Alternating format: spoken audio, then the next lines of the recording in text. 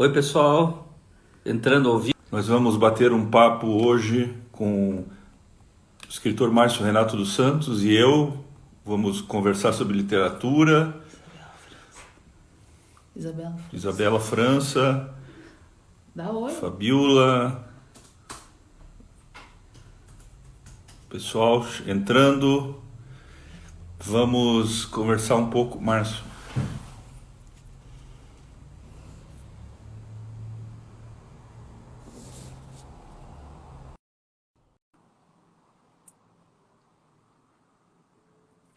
Pergunta se estão ouvindo a voz. Pergunta. Vocês estão todos me ouvindo bem? Márcio? Isso. Oi, Guido, tudo bom? Tudo bem? Me ouvindo bem? Bem, tô ouvindo. Então vamos agradecendo o pessoal que já está entrando, né? Bastante gente entrando. Pergunta se está todo mundo ouvindo vocês. Vocês dão um sinal aí que estiver ouvindo direitinho a gente.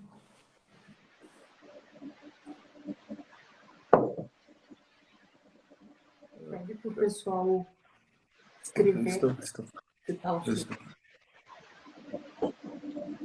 Eu peço licença aqui, vou ler um textinho bem curto aqui, só para fazer um teste de áudio, tá bom? Tá. E Osso para Wilson, é texto do Jamil Sneddon, escrito para Wilson Bueno, dois amigos, né? Penso em um Wilson Bueno como um osso ao relento, nu e núbil, como um osso a esmo, osso que se bastasse de sua óssea alvura, nu e núbil de sua própria lua, osso que se recusasse a sina que o paparica e se adornasse de sua própria adrenalina, osso a dedilhar seus venenos como uma visita, osso Wilson Bueno, osso sua cítara. Bonito. O Wilson é um grande escritor, os dois são grandes escritores paranaenses, né? Já falecidos e pouco conhecidos do grande público, né? Mas que têm obras assim magníficas a nível internacional e que precisam ser mais conhecidas, né? Coincidentemente, Márcio, eu estava lendo hoje o Diário do Vagal, do Wilson Bueno, que tem umas crônicas magníficas, maravilhosas, assim. E fica uma sugestão aqui de descobrimento desses dois escritores paranaenses já falecidos, que são obras-primas, né, do conto, da crônica, do romance também, né? O Jamil, que você conviveu de perto, né, Márcio? Os dois escritores, o Wilson, também convivi com o Wilson e com o Jamil, especialmente por ter trabalhado com o Fábio Campana na Travessa dos Editores, e o Wilson frequentava muito lá, a gente se encontrava quase todos os dias, com o Jamil também, daí com o Jamil tinha uma relação mais próxima, assim, mas com o Wilson também.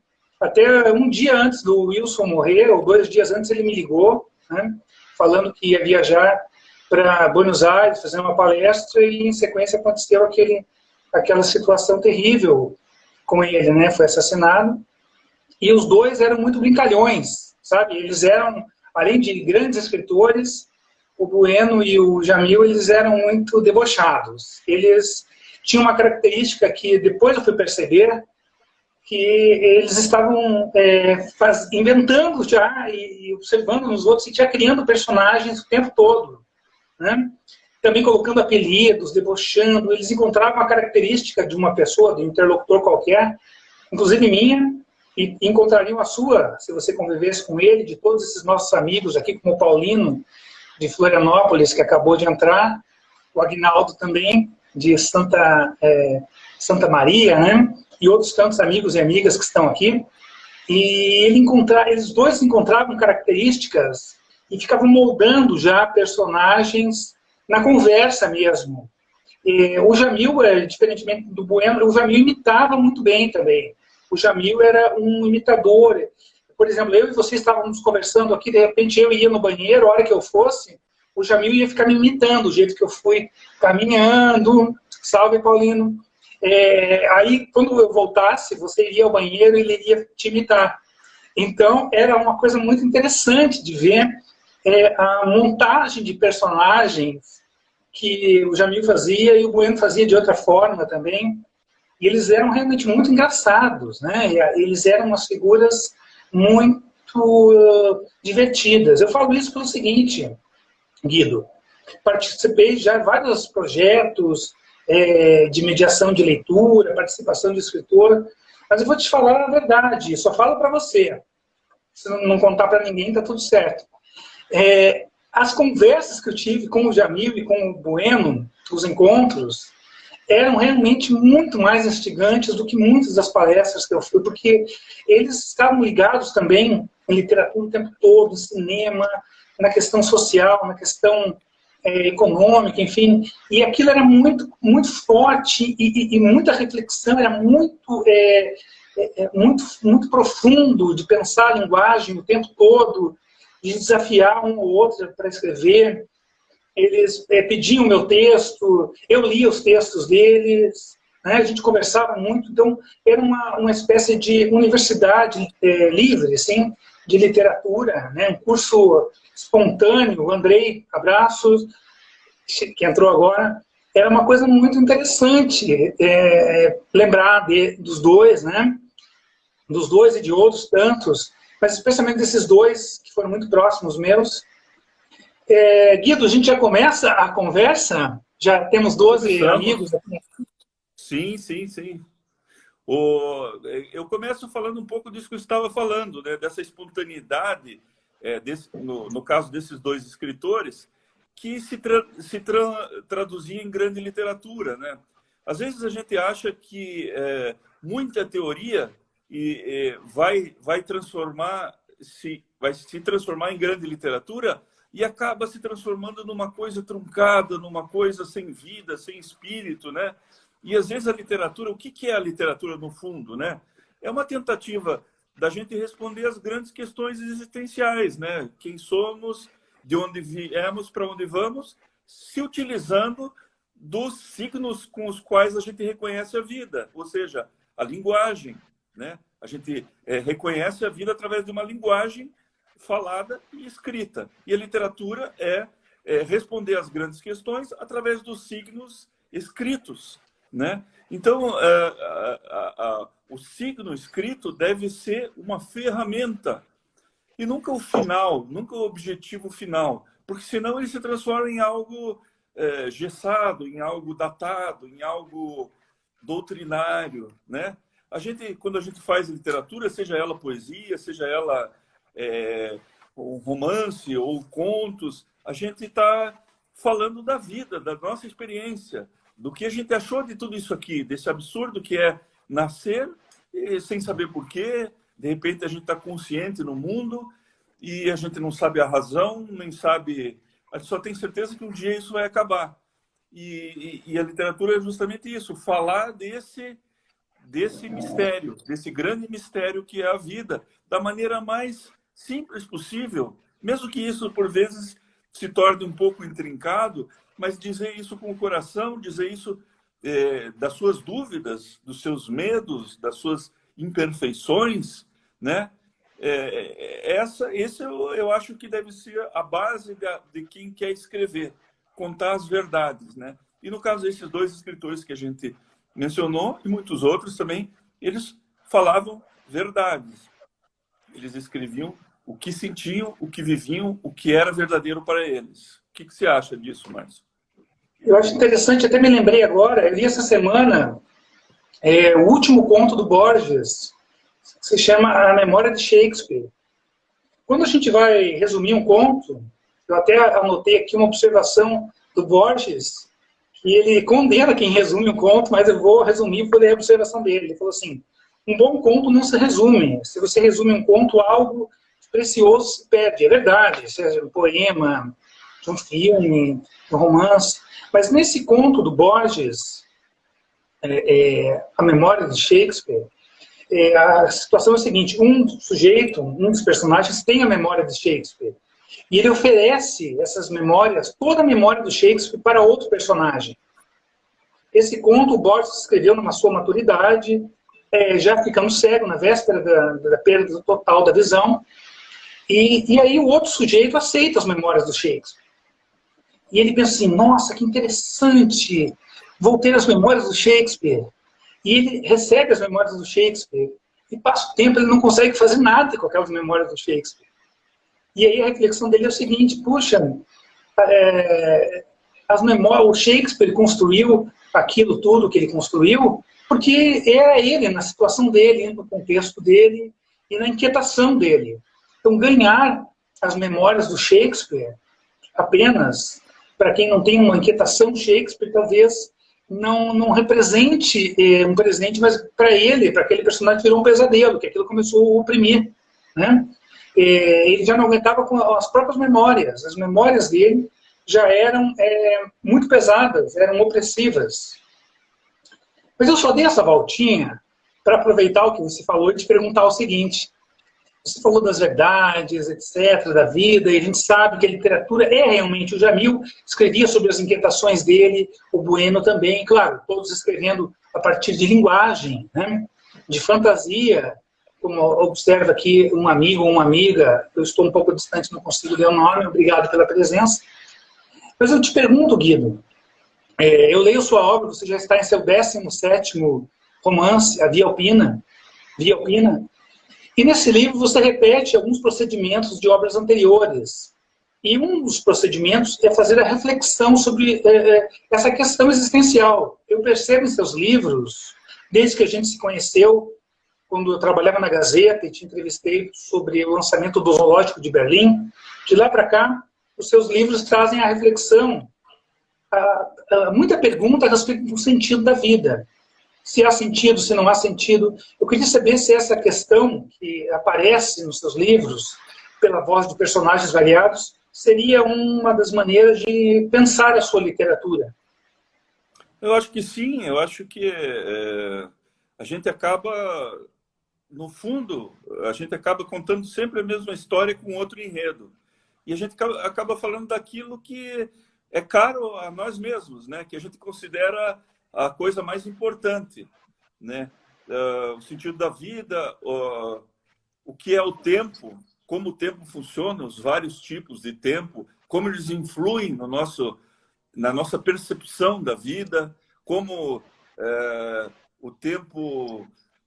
Nós lutamos, de uma certa forma, contra o tempo que se esvai e que, se a gente for ver bem, existe uma eternidade de tempo sem fim antes do nosso nascimento e existirá a mesma eternidade sem fim após a nossa morte.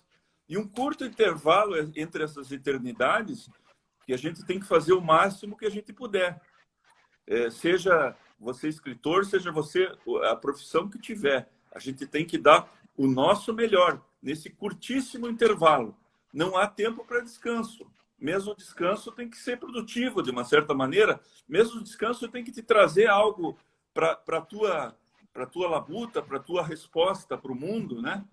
Então, a gente vai ter uma eternidade para descansar. Então, eu acho que meus livros, e você falou desse último, vou colocar aqui, Via Alpina, é um romance. A Via Alpina, para quem não sabe, são uma série de caminhos que existem na Europa Central para serem percorridos a pé.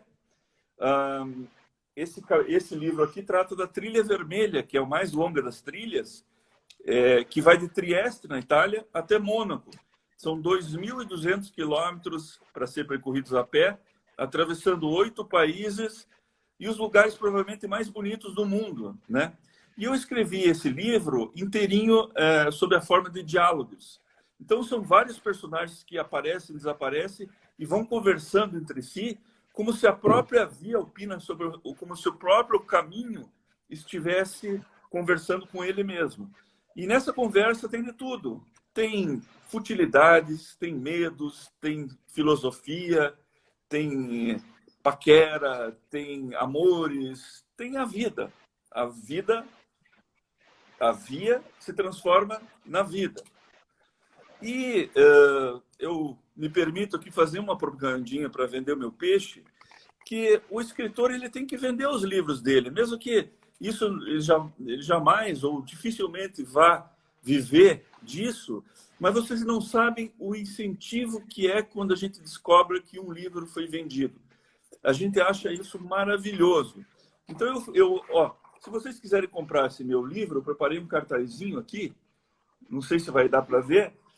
Tem duas maneiras. No site da editorainsight.com.br ou na amazon.com.br. R$ 29,00, um livro de 344 páginas, eu acho que está um preço excelente.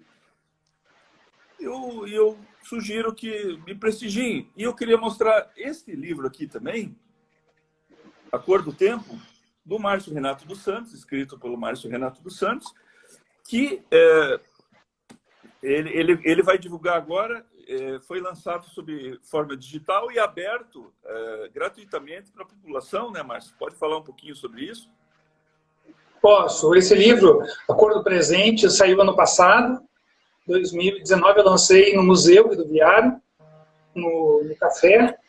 Eu não lembro se era do Cava ainda, acho que era o Café Tiramisu.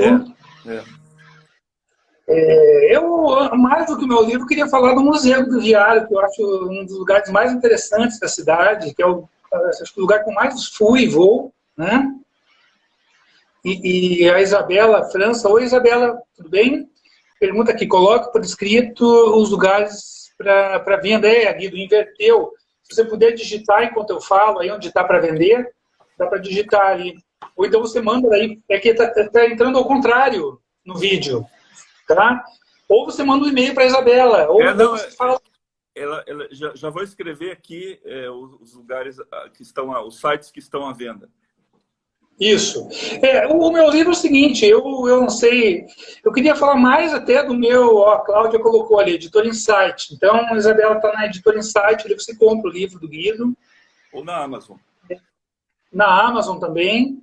E eu lembro que quando a gente, antes da pandemia, tinha para vender no museu também. Está tudo, então, resolvido aqui. A Isabela já resolveu. Obrigado, Cláudia, Isabela, valeu. O lugar que eu mais vou nos últimos tempos, acho que nos últimos 5 anos, é o museu, né? O café que tinha ali, hoje também tem um café, mas fechou agora por causa da pandemia, mudou de nome, que eu lancei ano passado, 2019, A Cor do Presente. E esse ano o livro foi contemplado num projeto da Prefeitura. A Prefeitura de Curitiba tem um aplicativo chamado Curitiba Lê. Então, qualquer um pela internet pode entrar, todos vocês que estão vendo, se quiserem, vocês podem acessar esse Curitiba Lê. Aí vocês entram no Curitiba Lê e dentro tem a seção Estante Curitiba. E dentro da Estante Curitiba você pode ler sem custo nenhum o meu livro A Cor do Presente. Né? E se alguém quiser comprar eventualmente, digita no Google, tem vários pontos dizendo. E do próprio Guido mesmo. Os nossos livros, não esses novos, esses anteriores, eles também têm no estante virtual. Né? Estante virtual, o sebo, a rede de sebos. Eu tenho muito dos meus livros, né? A gente manda o livro, as pessoas compram, enfim. Ter um livro no sebo é um sinal de prestígio também. Não que a pessoa não gostou e vendeu. Mas é que o livro anda, né? O caminho também, para quem quer comprar, às vezes até mais em conta, ou achar um livro antigo. Mas, Guido, eu queria te perguntar outra coisa, e compartilhar aqui com esses nossos amigos e amigas que estão nessa live. Muitos dos seus livros, eu acho que a maioria deles, os seus livros são ambientados na Europa, em países europeus, situações europeias. Como que você se sente agora? Você tem combustível intelectual? Eu acho que sim. Memória das suas viagens, pois você viaja para a Europa, né, e evidentemente você recria a Europa em alguns dos seus livros. E agora com essa pandemia, com esse intervalo que a gente está, pelo menos impossibilitado por um período de viajar, como que vão ser seus livros recentes? Você tem muito petróleo na sua cabeça, muita energia para reinventar a Europa em eventuais possíveis romances? Eu tenho bastante memória suficiente para escrever outros livros, mas eu tenho livros que se passam também em Curitiba, tenho livros que se passam no interior do estado de São Paulo, tenho livros que se passam em lugar neutro. Atualmente eu estou escrevendo um livro que se passa num lugar neutro, que não deixa nenhuma marca de onde é. Mas eu gosto muito da Europa, eu gosto muito da França, eu acho uma referência cultural absurda. Até ontem eu estava vendo um programa interessantíssimo mostrando pequenos vilarejos da França, mas pequenos mesmo, assim, cidadezinhas que no verão tem 11 habitantes e no inverno tem 5. E mostrou um pequeno vilarejo no alto de uma montanha de 80 habitantes. E esse vilarejo de 80 habitantes tem uma livraria e uma editora que edita livros sobre a região. Então, imaginem aqui, a gente tem cidades de 200, 300 mil habitantes no Brasil que não contam com nenhuma livraria, né? Porque se for criada uma livraria lá, não vai se sustentar, né? Então, essa cultura ancestral e riquíssima que não porque a gente seja inferior a eles de maneira alguma, mas porque eles têm uma história muito mais longa, né? Muito mais rica em termos de tempo, em termos de história, em termos de localização geográfica, que possibilitou encontros de povos, de línguas e criou uma história, né? Que a nossa é um pouco mais curta, assim. Então eu ambiento um pouco nisso, com o sentido, né? Não é só por lá, mas com o sentido de aproveitar essa vida rica e entrelaçada e multicultural que existe na Europa. Mas eu queria te fazer uma pergunta, Márcio. Você sabe, escritores muito mais conhecidos que a gente ganham dinheiros assim insignificantes com literatura, né? Que não podem, nomes aí que a gente pode chocar aí, dizer que ganham, depois de 60, 70 anos de carreira, uma infinidade de prêmios nacionais e internacionais, ganham de direito autoral em torno de R$600 por mês, né? É um absurdo, assim, né? E então o dinheiro, a literatura realmente é uma coisa que não dá. Fama também não é o caminho, tem outras possibilidades muito maiores, assim. E tem gente que continua escrevendo de maneira obsessiva, né? Escrevendo todos os dias. Você é um caso desses. Me responda, por que você continua escrevendo? Por que você escreve? Olha, Guido, você também escreve todo dia. Você tem 17 livros. Eu sei que talvez você lance mais um esse ano, né? Eu já publiquei 8 livros de contos. E eu escrevo de uma maneira obsessiva, buscando um novo texto sempre, né? Não buscando o texto que eu fiz anterior. E eu tenho pensado cada vez mais nessa questão de eu escrever só conto, e o conto é breve, apesar de ter contos longos. O Machado de Assis tem contos longos, o Maupassant tem contos em edição brasileira de mais de 20 páginas, que, Isabel, a literatura não dá dinheiro, mas é a única coisa que fica para as gerações futuras. Nada é mais importante que a literatura, exatamente. Talvez o que fique desse nosso tempo sejam os escritores, não é verdade?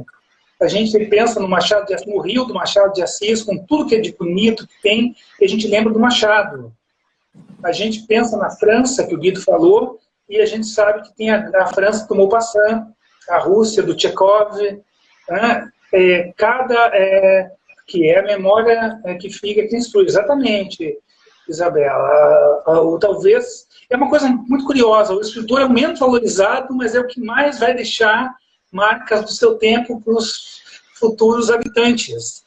É o menos remunerado, é o menos valorizado, isso não tem como mudar, parece que é uma tradição ou maldição, mas é uma realidade inerente a isso. E essa questão de pensar em por que escrever, a minha escrita é uma busca permanente de linguagem, né? Então, como eu escrevo todo dia, há mais de 30 anos, e por que eu não escrevo um romance, por exemplo? Eu comecei a realmente pensar, para responder essa tua pergunta, que tem que inventar. Eu não sei porquê, então eu inventei para hoje uma resposta. E a minha invenção de resposta para hoje é o seguinte, é porque eu gosto muito do João Gilberto e dos Beatles. E por que eu gosto do João Gilberto e dos Beatles? Porque por mais que as músicas dos Beatles, de 3 minutos, ou as músicas que o João Gilberto toca, ele tem poucas músicas, ele faz mais interpretações. Elas são na faixa dos 3, no máximo, menos de 3. Mas mesmo em 3 minutos, tem uma sofisticação razoável. As músicas dos Beatles, para um padrão mundial de excelência, elas têm uma sofisticação razoável para 3 minutos.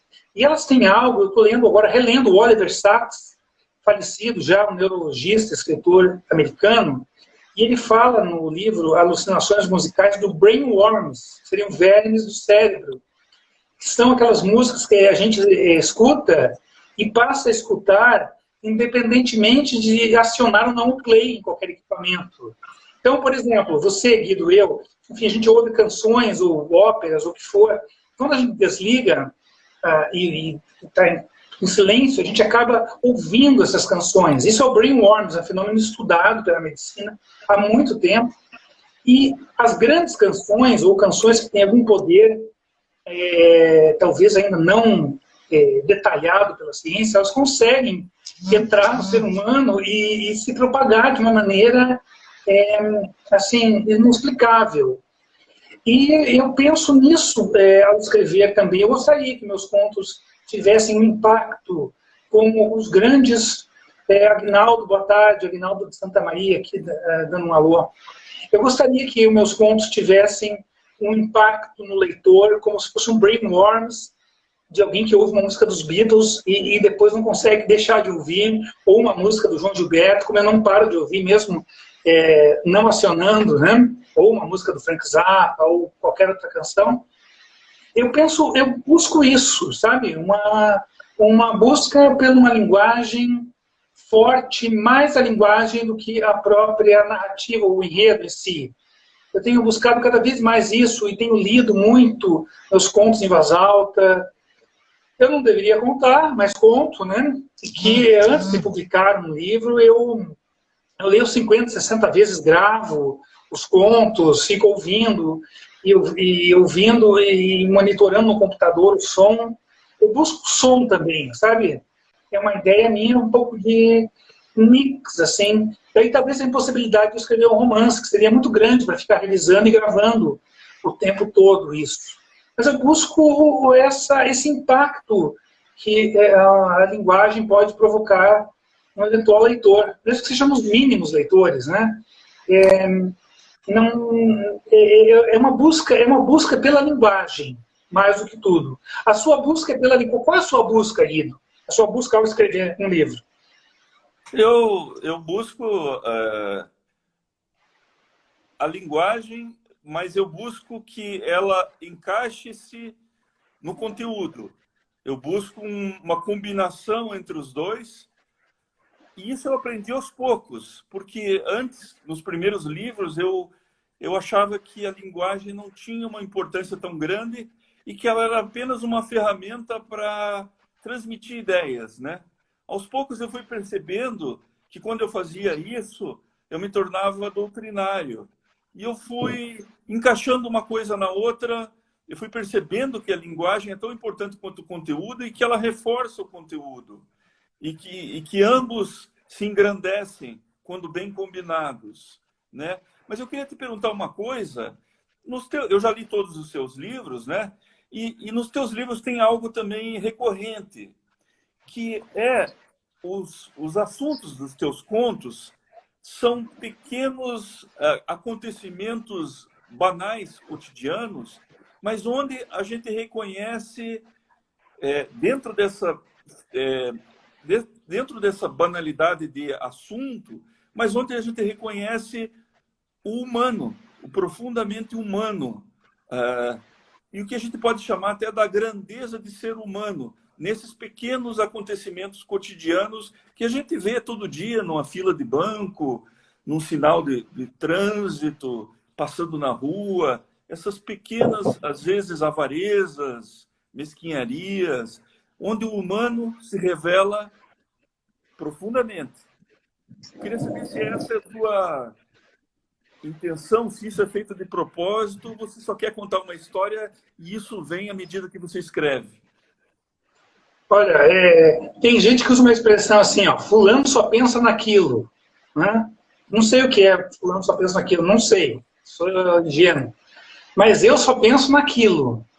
O que é o meu naquilo? O meu naquilo eu conto, o tempo inteiro. Então, seja que se eu estou trabalhando na empresa A, B ou C, se eu vou ao banco, no supermercado, se eu vou correr, né? Se eu vou ao Museu do Viário, ficava te esperando no café, observando, se eu vou ao museu, se eu estou fazendo qualquer tipo de atividade, eu só penso naquilo, e o meu pensar naquilo é pensar o tempo todo na ficção. Então, qualquer interlocução que eu tenha, qualquer cena, é uma espécie de scanner, um escaneamento da realidade. O Guilherme Voit entrou aqui, e até quando eu encontro o Guilherme Voit, eu fico observando o que ele fala, eu fico o tempo todo sugando tudo, em busca, porque eu sempre estou escrevendo contos, e quando eu estou escrevendo contos, eu tenho todo dia uma missão, que é continuar.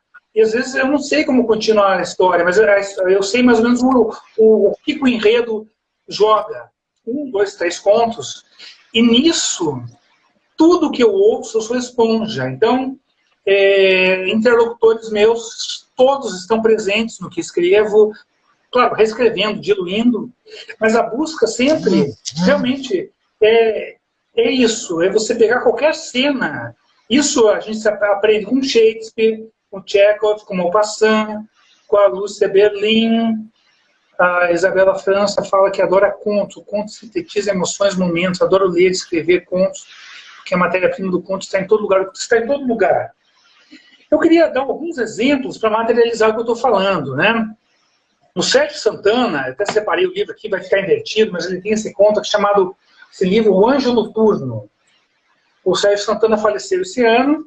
Eu sou muito amigo do filho dele, do André Santana, e eu sou um leitor visceral. Eu queria dar um exemplo do Sérgio Santana no conto Augusta, que é o primeiro conto do Anjo Noturno. Nesse conto, um casal, e aqui vou citar o Borges, né? O Borges fala que um bom conto não se resume. Se você resume um conto, algo de precioso se perde. E claro, vai se perder. Mas no Augusta, um homem e uma mulher saem de uma festa, rola uma atração entre eles, e eles seguem para um apartamento onde ela mora. Um homem e uma mulher. E ela mora num apartamento na Avenida Atlântica, né, em Copacabana, de frente para o mar. É muito grande o apartamento. E o homem pergunta o que ela trabalha, aquilo é meio que incompatível, talvez com o ganho dela, etc. E ela conta que aquele apartamento foi cedido por uma amiga, porque ninguém quer morar. Houve uma morte ali. E aí se mistura artes plásticas, tem um quadro na parede, aquele quadro se incorpora à narrativa. Eles olham para o mar, tem um navio passando.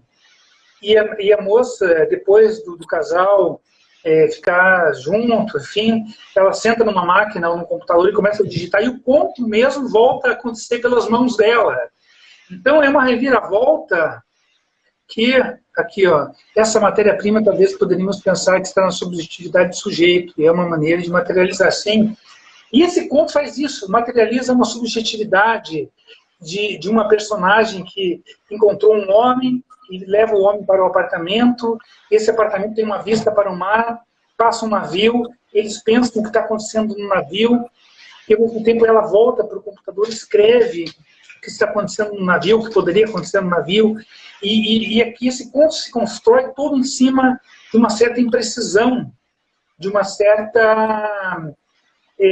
quase um improviso, um pouco de jazz, se você for ler, e esse conto evidentemente é fruto de muito trabalho.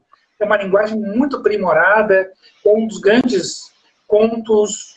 A Cláudia pediu para eu repetir o nome. O nome é Anjo Noturno, é um livro do Sérgio Santana, e o conto é Augusta. e tem um encontro entre dois personagens e uma questão sensual e uma questão sobre artes visuais. Então, há um recorte da realidade, Guido, para te responder. Eu tenho nesse conto do Sérgio Santana, por exemplo, entre tantos, que eu leio todos os dias, mais de um conto por dia, de mais de um autor, essa possibilidade de entender a Luísa, oi Luísa, de Ponta Grossa, que nos dá um alô, muito bom saber seus procedimentos para a escritura. Eu sou um aprendiz, gosto muito de saber sobre esse processo. Esse conto do Sérgio Santana, ele nos coloca a possibilidade, como leitor, de alguém que quer escrever, de fazer um mix entre... É uma fusão entre artes visuais, entre uma realidade possível ou não, sobre a sensualidade. Tem até a Bruma do Rio, dando algo de sensual e erótico para o conto. Então, você me perguntou se eu pego esses recortes cotidianos. Eu pego tudo. A fila do mercado, quando alguém fala algo, esses dias até um conto recente que eu vou publicar em breve, ele traz isso, uma frase da moça que estava passando a compra, me deu um estouro para um conto. E eu pensei que aquilo seria insuficiente, mas rendeu, aquilo deflagrou dentro de mim algo que talvez já estivesse latente. Então, o tempo todo, essa máquina, quem escreve continuamente como você escreve, sabe isso, tudo é impulso para escrever. É uma música que a gente escuta, uma fala, um olhar de restrição, um problema na rua, um estouro, um rojão, uma música, um silêncio, né? Eu busco no conto essa continuidade, essa reescrita total. Não é uma reinvenção da realidade, mas é uma busca por linguagem também com a realidade, mas também usando todo esse repertório sofisticado que tem, né? Seja do conto, de música, de cinema. Eu falei anteriormente que eu gosto das formas breves, né? Das canções do João Gilberto, 2, 3 minutos, das Beatles de 3 minutos. Eu começo a me definir também como alguém que gosta de filme de 90 minutos. Eu posso até ver os filmes de 4 horas, 5 horas, mas eu curto muito os filmes de 80, 90 minutos, 92, 95. São meus favoritos. Eu cada vez gosto mais, para mim, para trazer para a minha criação algo mais condensado, curto. Algo que eu possa, talvez, ler até um fragmento para vocês. Não um conto inteiro aqui, né, nessa live, que iria ocupar muito tempo. Mas eu costumo gostar cada vez mais dessa forma breve, dessa forma condensada de expressão, no cinema, na música e no texto. E Márcio, você, Guido? eu acho que seria legal a gente falar... de vez em quando, eu dou algumas palestras em escolas, em vários lugares, sobre a importância da leitura, adaptando sempre se é universidade, se é escola para crianças, se é para todos os públicos possíveis. Eu já dei palestras assim. E falando sempre sobre o poder transformador da leitura, né? Como a leitura transforma a vida da gente. E eu acho muito importante sempre ressaltar isso, porque o escritor, ele deve ser consumido, ele deve ser lido, né? É a única maneira dele existir, ele ser lido, né? É a maneira de transformar aquilo que a gente quer transformar quando alguém abre o livro, encontra o nosso livro e lê. E eu acho fundamental explicar um pouco sobre como isso acontece. Eu sempre mandei meus livros para bibliotecas do Brasil inteiro, né? Antigamente eu fazia tiragens muito grandes, assim, acima de 1000 exemplares, e mandava para 1000 bibliotecas do Brasil. Até que uma época eu comecei a mandar outros livros também. Era uma época que a gente comprava livro muito barato ainda em sebo, e eu fazia umas caixinhas e mandava para bibliotecas de cidades muito pequenas, em estados pobres, assim como Piauí, Alagoas. E você recebia, às vezes, isso é uma época que a internet ainda era incipiente, então eu recebia um negócio que nem sei se existe mais hoje, mas era um negócio chamado carta social, que você pagava 1 centavo e podia mandar uma carta. E uma vez eu mandei um livro, a Tulipas Negras, a Tulipa Negra, do Alexandre Dumas. E eu recebi uma carta tão comovente de uma pessoa no interior do Piauí, acho que foi uma cidade chamada Conceição do Piauí, dizendo que, me agradecendo, porque ela não sabia que existia todo aquele mundo descrito no livro, a França, o rei, e todas aquelas histórias, assim, dizendo que eu havia ajudado a abrir o mundo dela, né? E eu acho que é justamente isso. Quando a gente lê, a gente vive outras vidas dentro da nossa vida. A gente cria sinapses cerebrais, né? Que são conexões entre células do cérebro, que não existiriam se não fosse a leitura. Porque a leitura pega, digamos assim, uma célula na parte sul do cérebro e acaba descobrindo conexões com uma célula na parte norte. E essas duas células criam suas respectivas outras conexões. Então, a gente se torna muito mais rico, muito mais profundo, a gente percebe a realidade de uma maneira mais rica e mais profunda também. Isso através da leitura. E não é de centenas de livros, é do hábito da leitura cultivado ao longo de anos, de décadas. E por isso que eu acho fundamental a gente estimular a leitura, né, no jovem e tal, mas existem muitos programas que procuram fazer esse estímulo, que tem muita boa vontade, mas tem muito... estimulam de uma maneira muito errada, né, forçando livros para jovens, crianças que ainda não estão preparados para aquele nível de vocabulário, para aquele nível de maturidade de vida, né? E eu acho que precisava ser criado alguma coisa para estimular isso de verdade, de uma maneira inteligente, de uma maneira eficaz, que produzisse resultados de verdade. E cada escritor, eu acho que é um agente divulgador dessa possibilidade de ensinar a ler, ensinar o outro a criar o hábito de leitura, porque vai melhorar a vida dele, vai melhorar de maneira significativa. Você é um grande leitor, né? Você tem o hábito de leitura, você já leu provavelmente milhares de livros, e você deve reconhecer em você como isso melhorou a tua vida, melhorou a tua maneira de pensar, de raciocinar. Porque o que é o escritor? Antes de mais nada, o escritor é aquele que organiza pensamentos. Um livro, seja ele um livro de contos, de poesia ou um romance, são uma série de pensamentos organizados de maneira que os mais importantes tenham mais relevância. A pessoa que não pensa de maneira organizada, que não tem o hábito da leitura, que não se desenvolve intelectualmente, ela costuma colocar pensamentos menos importantes, dar mais prioridade para esses pensamentos e menos para o que é realmente mais significativo, né? Eu queria que você falasse um pouco sobre como a leitura mudou a tua vida e como ela vem mudando, porque isso é um processo contínuo que não se encerra de um dia para o outro, né? Respondendo agora, a Isabela perguntou ali se eu gosto de mini-contos. Eu gosto de toda forma de contos. Não sei se a Isabela está ali. O João Gilberto canta aquele só dança samba, né? Só dança samba, só dança samba. Eu nunca só danço conto.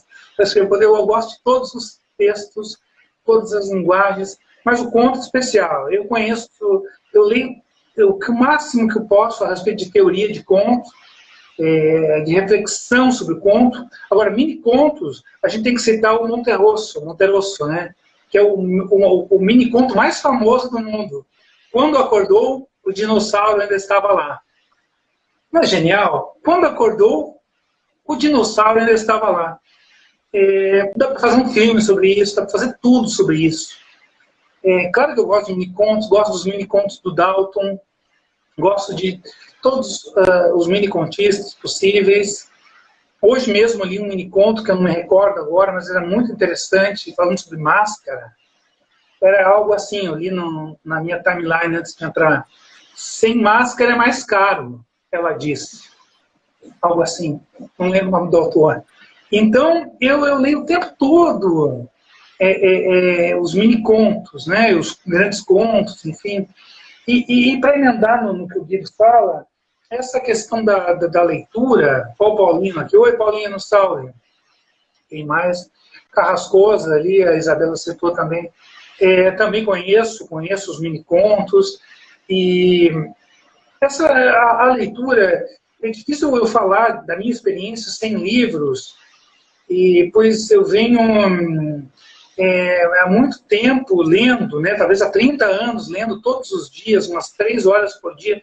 Então tem um limite, 3 ou mais que 3 horas por dia eu acho demais. Eu leio todos os dias, eu estou com 20, 30 livros, eu termino um por mês, vou continuando, vou entrando outros. Então, difícil pensar na vida sem leitura. Eu sei que a maioria das pessoas não é assim, mas isso é uma espécie de gás, assim, de combustível, né? Para seguir. Então, eu leio tudo, né? Romance, conto, poesia, todos os gêneros, eu recebo livros. Eu queria até mostrar uns livros que eu recebi aqui. Eu recebi esse livro do Marco Cremasco, Bilros. Recebi esse livro Arco-Íris na Escuridão, do Eduardo Ramírez. Me mandam livros, eu leio todos. Tem os livros que eu tenho, eu releio. E essa questão da percepção de como é um sujeito com leitura, ele é diferente. Evidentemente, a leitura, ela te coloca... Eu estou lendo agora a História da Vida Privada, aquela coleção, História da Vida Privada, que mostra, na Idade Média, a questão da alfabetização. As pessoas na Europa sendo... elas eram um orgulho de saber assinar, né? No período que eu estou ali, entre o calvinismo, as pessoas liam, mas não escreviam. Elas eram estimuladas a ler, mas não escrever. E liam a maioria a Bíblia, né? E tinha daí orgulho nas comunidades só a escrita. A pessoa decorava, ela sabia ler, mas muitas vezes não desenvolvia a escrita. Então, a leitura, vamos supor que a gente possa ler, só ler e não escrever. É um tipo de código, né? É um tipo de possibilidade. Agora, para quem quer se colocar como escritor, não tem... A leitura é o combustível permanente, porque dá para reinventar vários cenários, apesar do que, como eu falei, eu escuto uma frase, mas eu vou recriar essa frase numa narrativa a partir desse repertório, disso que a leitura traz o tempo todo, né? De ler o Oliver Sacks falando de alucinações musicais, de ler o livro do Guido, da Via Alpina, que nos coloca numa trajetória da Europa, uma série de personagens, conflitos, uma complexidade de assuntos e de mentiras, e de ilusões, e de verdades, e de crenças, de embriaguez, e de alimentação, e de delírio, observando a pessoa ficando completamente alucinada com a alucinação visual de uma beleza bonita, de um cenário deslumbrante. A maioria dos personagens fala que não mora num cenário tão bonito como aquele, fica apaixonada. Aí tem as adversidades do caminho, né? As adversidades da Via Alpina.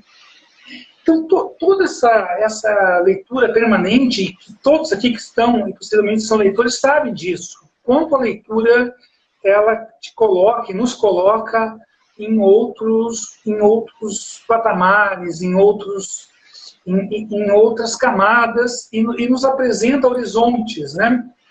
Nos apresenta horizontes que a gente não teria. Eu acho que talvez tudo que a gente vai tendo que a leitura vai... Eu anoto meus sonhos. Eu sonho toda noite, como todo mundo, só que eu anoto, né? Eu anoto e publico como contos, né? E reescrevo. Mas eu anoto todos os meus sonhos. Mas esses sonhos, eles trazem um pouco, às vezes, de literatura. Eu não sei se eu teria esses sonhos sem esse regime de leitura, essa dieta de leitura.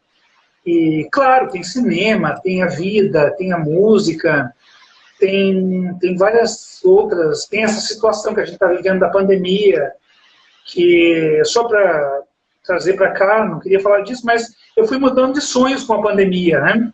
Primeiro tinha pesadelos, acordava, tinha taquicardia, depois fui me adaptando. Hoje já, felizmente ou não tenho mais esses pesadelos, são outros sonhos, mas Eu acho que um pouco da leitura vem em tudo. E daí, essa questão é que, mas esses seus sonhos são os seus contos? Sim, muitos, alguns deles. E eu não sou novo nisso, eu pego do Fellini isso, né? O Fellini, ele recriou também, outros escritores trazem a reinvenção do sonho, geralmente com linguagem, mas esse impacto da leitura, a gente sabe que a gente muda totalmente, a linguagem muda, a maneira de escrever um e-mail muda com leitura, tudo muda com leitura. É difícil pensar em a vida sem leitura. O que seria a vida sem leitura? Já pensou? Seria um pesadelo hoje, a vida sem leitura. Eu vejo que o Carlos Machado entrou agora, né? E Carlos Machado é um grande escritor curitibano contemporâneo que acabou de lançar um livro chamado Olhos de Sal, um livro também ambientado na Europa, na Suíça, um belo romance que vocês têm que conhecer também, de um escritor local.